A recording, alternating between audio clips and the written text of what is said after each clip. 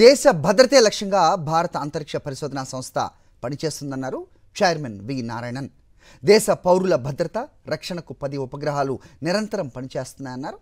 ఉపగ్రహ drone technology పరిజ్ఞానం లేకపోతే మనం లక్ష్యాలను చేరుకోలేమని వెల్లడించారు. శాటిలైట్స్ దేశ భద్రతకు కవచంలా పనిచేస్తున్నాయన్నారు. దేశ భద్రతను కాపాడుకోవాలంటే దాదాపు 7,000 కిలోమీటర్ల సువిశాల సముద్ర తీర ప్రాంతాలను నిరంతరం నిఘా ఉంచాలని, లేటెస్ట్ శాటిలైట్ డ్రోన్ సాంకేతిక పరిజ్ఞానం లేకపోతే అనేక వ్యూహాత్మక లక్ష్యాలను చేరుకోలేమని అన్నారు. ఈ 10 ఉపగ్రహాలు సరిహద్దు భద్రత, అంతర్గత భద్రత, సముద్ర జలాల పరిరక్షణ వంటి అంశాలపై నిరంతర సమాచారాన్ని అందిస్తాయని, ఆ సమాచారంతో సత్వర చర్యలు చేపట్టేందుకు వీలవుతుందన్నారు ఇస్రో చైర్మన్ వి నారాయణన్.